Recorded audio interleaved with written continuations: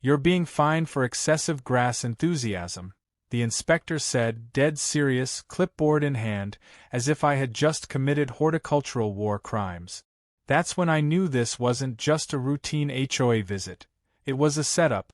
What the man in the pressed khakis and mirrored sunglasses didn't realize was that the quiet guy in the worn hoodie he was trying to intimidate was an internal affairs officer, and his smug little clipboard routine had just turned into evidence in an active corruption investigation. It was one of those mornings where everything felt suspiciously peaceful. Birds chirped a little too harmoniously, the coffee brewed a little too perfectly, and even the neighbor's yappy chihuahua hadn't started its daily siren cycle. So when I saw the tan sedan with no official HOA decals roll into the cul-de-sac like it owned the block, I already had a hunch that trouble had clocked in early today. The man who stepped out wore the kind of outfit that screamed fake authority to anyone with half a clue: tactical sunglasses, a pen holster on both sleeves, and a badge that looked printed at home. He didn't introduce himself, just marched up my driveway, stepped onto my lawn without asking, and began scribbling on his pad like he was judging a crime scene. My grass, apparently, was too uniform in shade, which he deemed unnaturally maintained. Then came the kicker. He slapped a violation sticker on my mailbox and said, "Too shiny. Distracting for passing drivers." I stared at him. Distracting how? Sun hits it. Glare potential. Safety risk, he said, as if he was quoting a code from the Department of Homeland Sparkle Control. I had dealt with people like this before, power-drunk little men with clipboards trying to make themselves feel important. But Gary Moffat? This guy had graduated from clipboard nonsense to something much more dangerous. His tone wasn't just bureaucratic. It was threatening, like he was dangling fear and fines over my head to see what I'd do.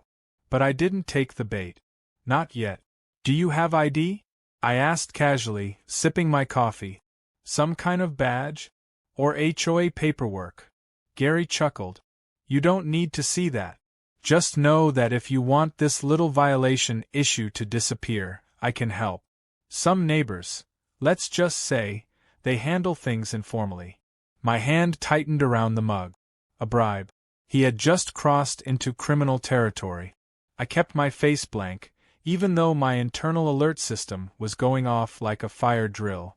My backyard camera had caught everything, and my front pocket mic, the one I wore out of habit, was rolling. It always was. He handed me a form with blank signature lines. No letterhead. No HOA seal. Just a bunch of checkboxes and fine amounts scribbled in pen. His name wasn't even typed, just signed in loopy ink. He thought he could muscle me into paying on the spot. I almost laughed. Instead, I played along. "Let me get my wallet," I said, walking inside.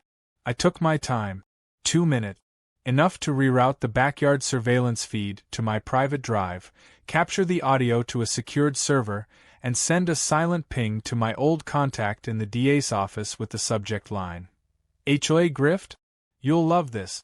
When I returned, Gary was taking photos of my shed, my flower bed, and even the hummingbird feeder. I handed him a folded 20, just to see what he'd do. He took it without hesitation. And that sealed it. "Pleasure doing business," he said with a wink, tapping the top of the violation form. "Expect the final amount next week. Might be high unless you're cooperative." As he strutted down the driveway like he'd just conquered a hostile territory, I leaned against the post and muttered, "You're gonna regret that clipboard." When he drove off, I didn't even wait. I pulled up his name in the local registry. Gary Moffat. No official title under the HOA board. Not even listed as a contracted inspector. Just a volunteer enforcement associate, a term I'd never heard in my entire life. He was a fake cop with a power complex. But that wasn't even the best part. A quick database search showed he'd been cited twice before, for trespassing and impersonating a city code enforcer. Charges had been dropped mysteriously both times. That told me one thing: someone higher up was protecting him. By noon, I'd heard from 3 other neighbors who had been hit by Gary recently. One woman got fined for planting unauthorized seasonal flora. Translation: tulips. Another guy had his deck furniture flagged as non-conforming with HOA aesthetic values. Translation: he bought a red umbrella. But here's what connected all of them: they had all refused to sign a petition the HOA president pushed last month. Something about authorizing accelerated inspections for neighborhood compliance. This wasn't enforcement. It was punishment. Political HOA payback. And Gary? He was the guy they sent to do their dirty work. But today he tried it on the wrong house. I spent the rest of the afternoon pulling archived meeting notes, digging through old HOA bylaws, and scanning Gary's recent activity from neighborhood watch threads and forums. I found dozens of references to a guy with a clipboard threatening fines and hinting at cash solutions. No one had challenged it. No one had fought back. Until now. The thing about being internal affairs isn't the badge or the authority, it's the mindset. We know how corruption hides, how it disguises itself as policy, how it uses forms, signatures, and rules to abuse people while staying technically legal. But when someone crosses the line, when they take cash, falsify violations, or weaponize fear, then we move. So I filed the internal case. Quietly. I labeled it under civilian abuse of HOA authority, attached the video, audio, and Gary's signature form. I opened a private file under his name and began mapping out his pattern. I cross-referenced every home he visited with recent property values. It didn't take long to realize what was happening. They were targeting owners with homes just under peak value, trying to force them to sell low under pressure, and flipping those properties through third-party realtors tied to, you guessed it, the HOA president's husband. I wasn't just going to expose Gary. I was going to burn the whole rotten system to the ground. By the next morning, I had transitioned from a quiet observer to a man on a mission. My coffee went cold while I stared at my computer screen, a dozen tabs open, each one revealing another thread of the same web. The more I dug, the more obvious it became that Gary wasn't some rogue inspector playing pretend for kicks. He was part of something bigger, something organized, rotten, and strangely strategic. The HOA wasn't just enforcing petty rules. It was orchestrating a systematic shakedown of homeowners who didn't conform or comply. I couldn't ignore the stench of coordinated corruption any longer. First on my to-do list was to contact the neighbors he had already visited. I began with the veteran across the street, a guy named Harold, who'd once served as a medic in 2 tours overseas and now spent most mornings feeding squirrels and reading old military biographies. When I knocked on his door, he greeted me like an old friend even though we'd only ever exchanged brief waves before. I told him about Gary, about the mic'd-up visit and the audio recording. The moment I mentioned the $500 bribe, Harold's smile vanished. He invited me inside, and within minutes, he was flipping through a folder thicker than a college thesis. It was packed with every violation notice he'd received over the past 6 months, weed height discrepancies, improperly positioned flag mount, failure to submit a seasonal decoration approval form for a single pumpkin placed in October. Gary's signature, or at least a scribble resembling it, was on nearly all of them. Harold had tried to fight back the honest way, through board meetings and appeals, but every time he showed up, the board regretted to inform him that his case had been delayed or that he'd missed the proper filing window by 1 day. Next, I walked 2 blocks down to a woman named Carla. She was mid-40s, sharp-witted, and ran a small landscaping business. Gary had fined her for having non-native plants in her flower bed, plants she'd personally cultivated for 2 years and had already been HOA approved back when she submitted her design plan. The fines escalated weekly, doubling for non-compliance. Carla showed me a bill that demanded nearly $2,000 in accumulated penalties. I asked her how she planned to deal with it. She just laughed bitterly and said, "I put it on my fridge as a reminder that bullies never show up alone." It was a pattern. Homeowners who questioned decisions, who voted no on changes, who dared to live outside the perfect pastel image of HOA-approved suburbia, they were targeted. Hit with waves of fines and violations until they either sold their homes or resolved things quietly through someone like Gary. The inspector was nothing more than a thug in business casual, and I now had multiple witnesses who would say the same under oath if necessary. Back at my place, I reviewed the footage from Gary's visit again. This time I slowed it down, watching his body language as he scoped out my property. He wasn't just looking for violations, he was scanning, measuring. His eyes lingered on the back shed, the side gate, and even the mailbox design. That's when I realized they were looking for specific angles, vulnerabilities, and ways to fabricate rule-breaking out of thin air. To the untrained eye, it was just a man with a clipboard. To me, it was reconnaissance. I called my contact at the DA's office again and told him we were going to need more than just a file on Gary. We needed to dig into the HOA itself, its leadership, its spending, and its enforcement patterns. He agreed, and within an hour, I was connected with a young but fiery assistant district attorney named Renee. She was the type who didn't flinch when you said the words civil corruption and property scam in the same sentence. She wanted in.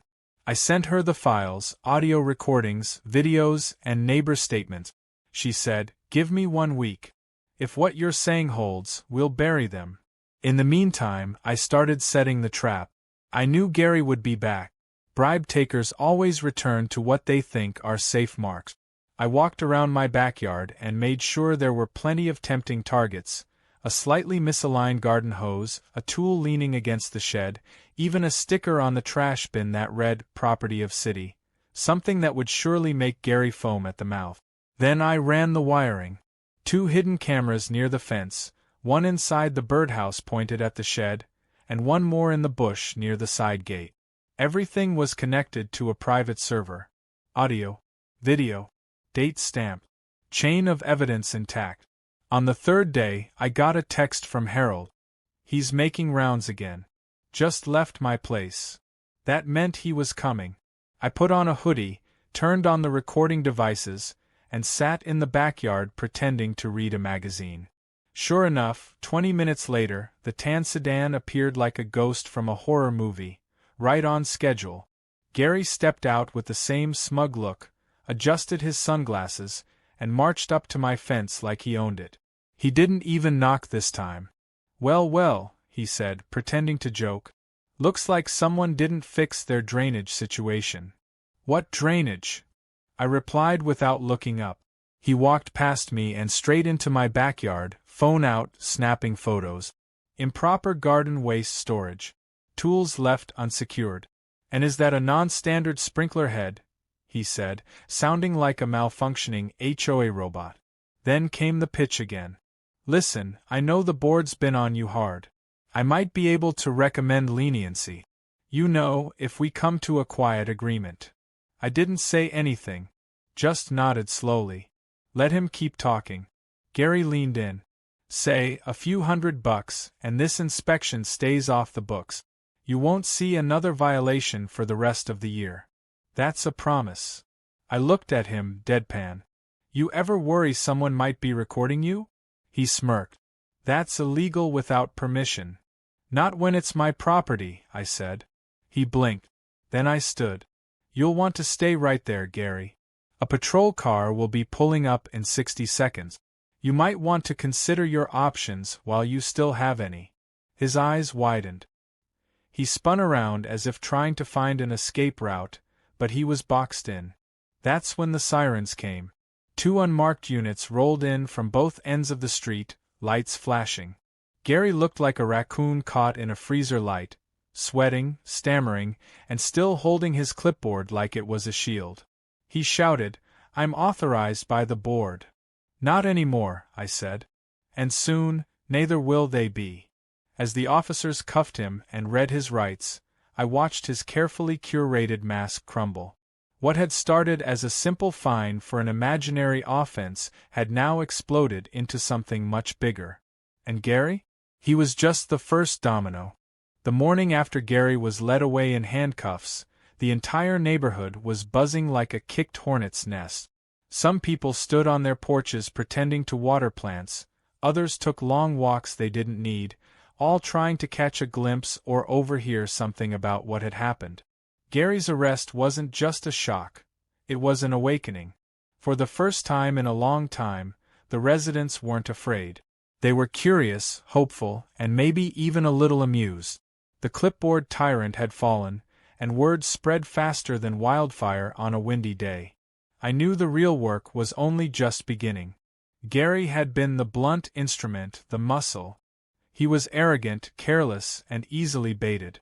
But the brain behind all of it, the strategist, was still out there, and I had a very good idea who it was.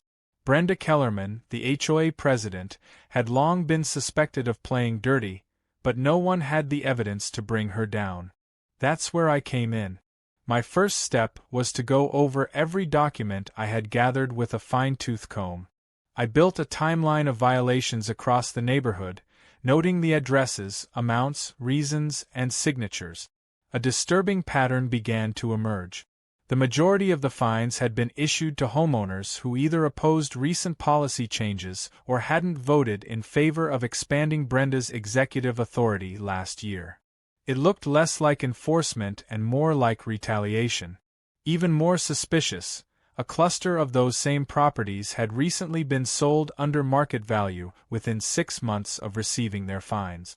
I pulled property records and found that those homes had been flipped, purchased cheaply, renovated quickly, and resold through the same realty firm, Kellerman Properties, owned by Brenda's husband. The plan became crystal clear. Brenda used her position to harass dissenting homeowners into selling, then flipped their homes for a profit. She weaponized the HOA's power and turned it into a real estate racket. And Gary? He was the guy who pressured people until they cracked. But now that he was off the board, and in custody, I had an opportunity to go deeper. I contacted Renee at the district attorney's office and shared my findings.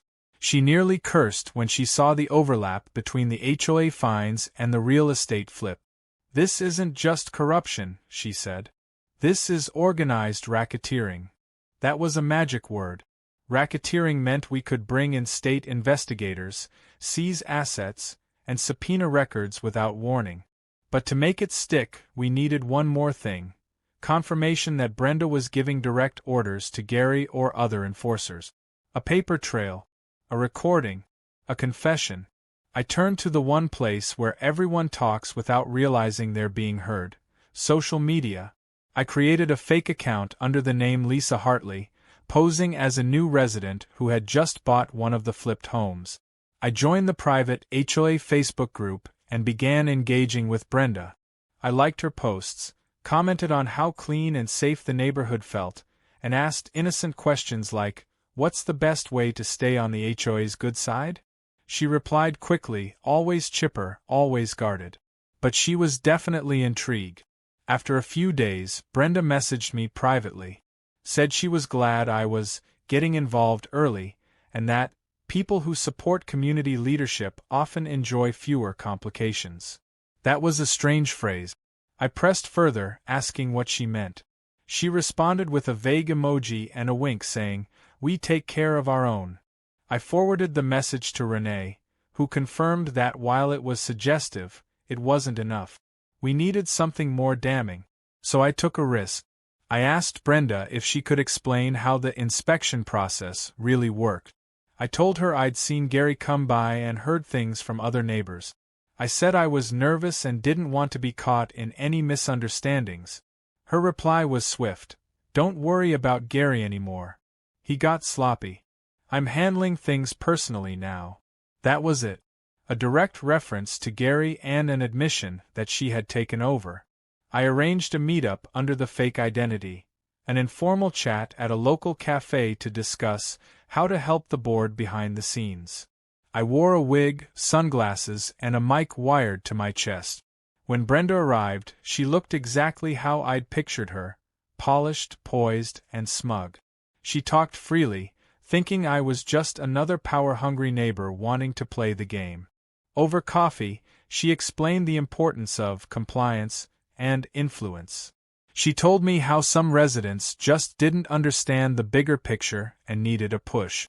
She used phrases like strategic persuasion and encouraged exits.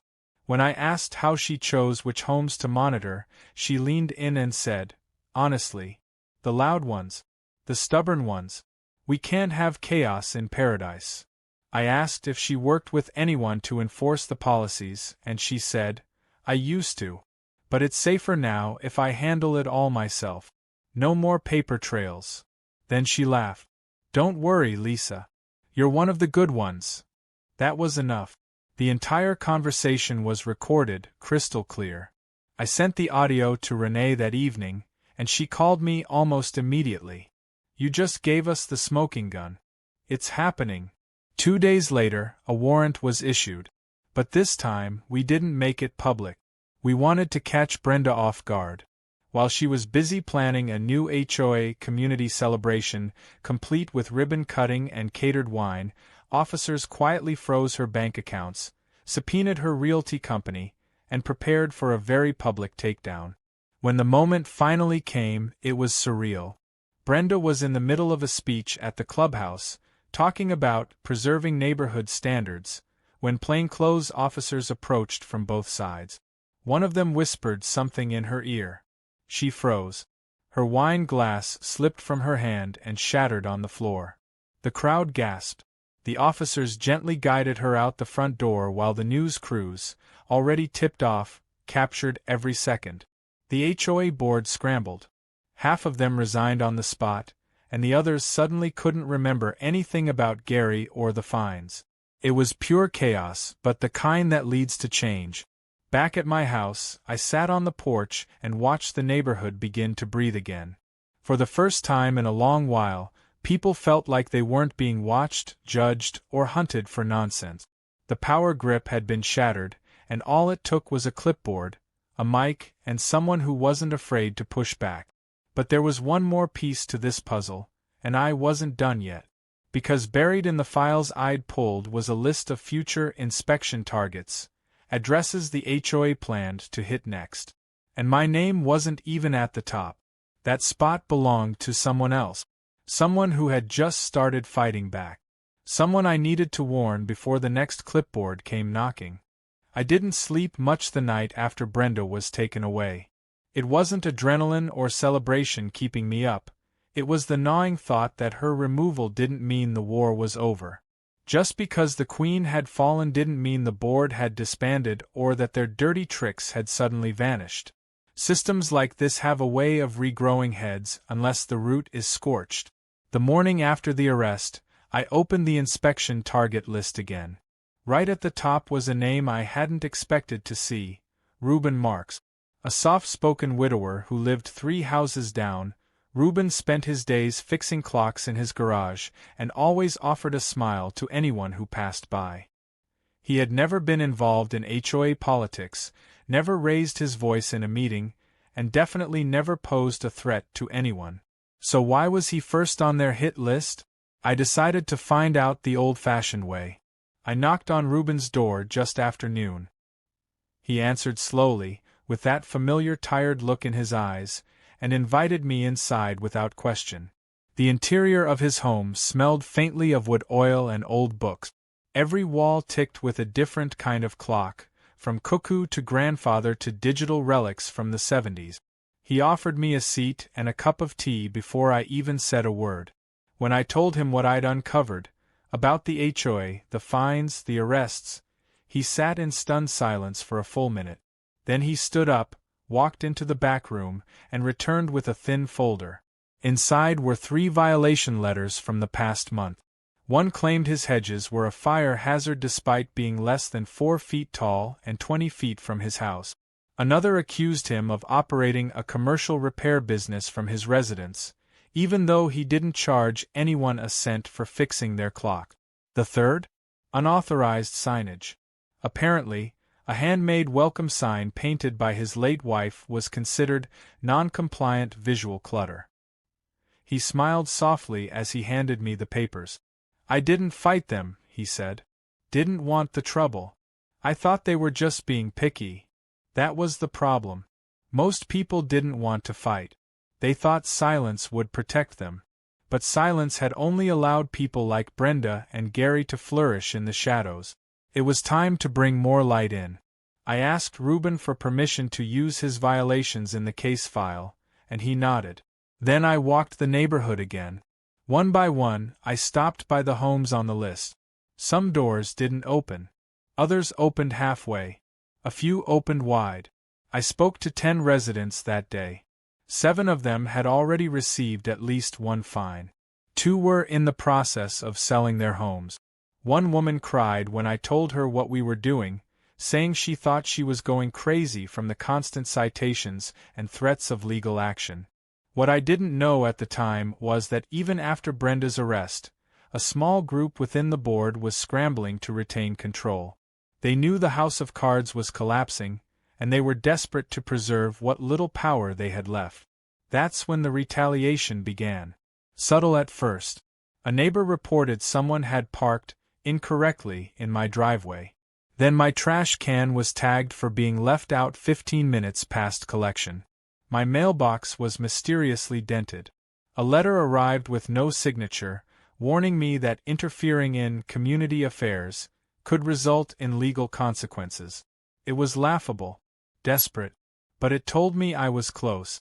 Renee from the DA's office called and told me that based on the evidence and resident statements, the investigation was expanding beyond Brenda and Gary. She had reason to believe that at least 2 other board members were involved.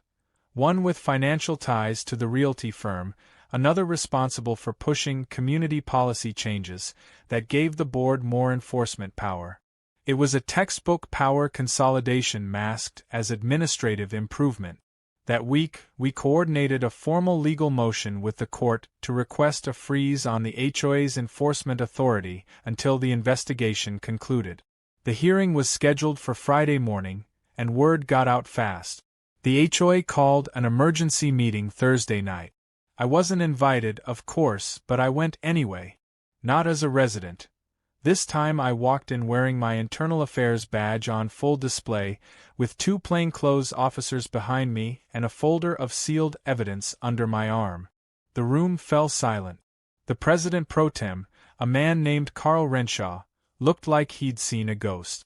I asked if the board had plans to continue issuing violations during an active investigation. Carl stammered something about due process, and that's when I opened the folder and dropped the signed statements from 10 residents onto the table. Each statement described harassment, threats, or manipulation by board members. I added transcripts of the messages Brenda had sent from her personal account and the recorded phone call with a board treasurer confirming the kickback scheme. Carl tried to dismiss everything as hearsay until one of the officers leaned in and said quietly, "Keep talking, Carl. Please. You're helping us build the case." The meeting ended early. No vote was held. And the next morning, the judge granted the motion. The HOA's enforcement power was officially suspended pending the outcome of the criminal investigation. That meant no new fines, no inspections, no letters taped to doors. The residents, for the first time in years, were free to live without the constant weight of surveillance and petty control. But the real win wasn't in court. It was in the way the neighborhood began to change. Kids played in driveways again.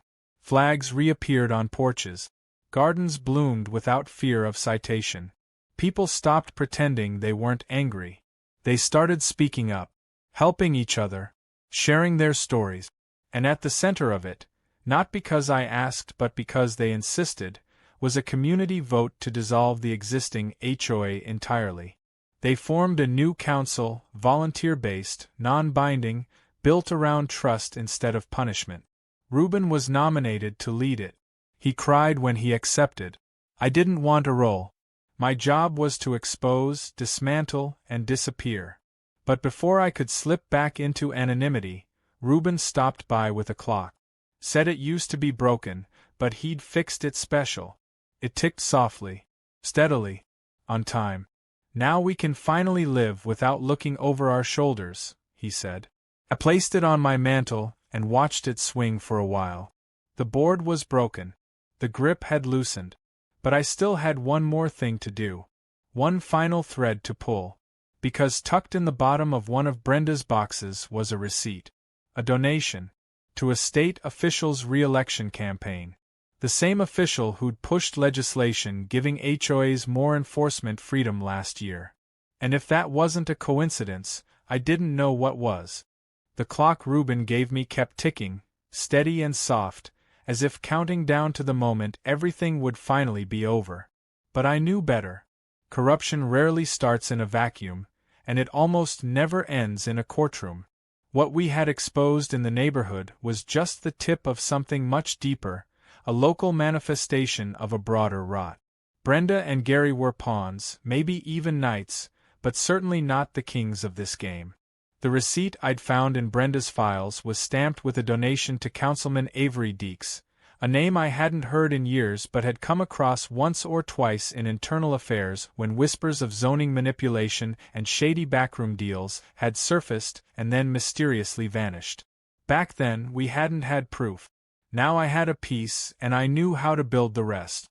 The donation was traced to a realty fund listed under Brenda's husband's name, funneled through a vague shell organization registered in Nevada, one of those generic names like Citizens for Community Growth. A little digging showed that group had made dozens of contributions to various city officials, all conveniently timed just before major HOA rule expansions and zoning law adjustments. One such change, I discovered, had allowed HOA boards to issue fines without majority homeowner vote. Another allowed third-party enforcers, like Gary, to act on behalf of the board with little oversight. The patterns were unmistakable. Laws had been changed to make it easier for people like Brenda to operate unchecked, and Councilman Deeks had his fingerprints all over the paperwork. I forwarded the findings to Renee at the DA's office, and she didn't hesitate. "If you're right, this could be statewide," she said. She arranged for a task force to look into Deeks's legislative activities, campaign finances, and ties to Realty Group. It wasn't long before a quiet investigation turned into a media storm. Reporters camped outside City Hall. Deeks's staffers suddenly found reasons to resign. And then, just as expected, the councilman himself held a press conference. He denied everything. Said he'd never even met Brenda Kellerman, that he didn't handle campaign finances directly, and that any changes to HOA law were purely coincidental. He smiled, polished, confident, exactly the type of man who believed the system was too rigged in his favor to ever truly fall. But what Deeks didn't know was that someone from his own office had come forward. A young legislative aide, sick of the lies, had given Renee a copy of a private email thread. In it, Deeks discussed reliable HOA partnerships that guaranteed low-turnover properties ripe for redevelopment. Brenda's name was specifically mentioned. So was Gary's. With that email, the tide turned. The aide testified, and a formal ethics committee was convened. Deeks was stripped of several committee assignments while prosecutors built their case. It was surreal watching someone that high up being cornered by evidence that had started with a crooked clipboard and an absurd grass citation. But it was also deeply satisfying. Back in the neighborhood, change had taken root. The HOA was officially dissolved after a community-wide vote passed with an overwhelming majority. A new neighborhood advisory group formed, entirely voluntary, with no enforcement power, just a group of residents trying to look out for each other. Reuben served as chair, though he refused to let anyone call him president. He said that title made his skin itch. People began to open up. Fences that had divided neighbors came down, figuratively and literally. Where suspicion once thrived, conversations bloomed. Yard sales popped up. Kids drew chalk art on the sidewalks again without parents fearing a citation.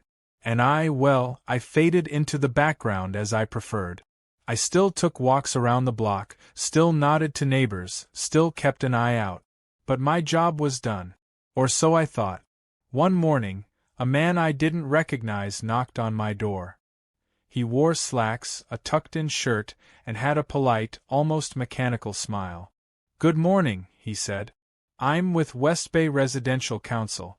We've been assigned to audit recently disbanded HOAs to ensure compliance with state-level oversight regulations. May I take a moment of your time? I stared at him for a beat, then smiled. Sure, I said. Come around to the backyard. He followed me without question. I let him see the garden, the perfectly normal trash bins, the freshly painted fence. He started scribbling note. I see a shed here, he said. Did you file a zoning exemption for accessory structures under Section 8.3? I'm sorry, I said, leaning against the post. Do you have your credentials? He froze for a moment. I'm with West Bay Residential. It's a third-party compliance authority sanctioned by municipal code.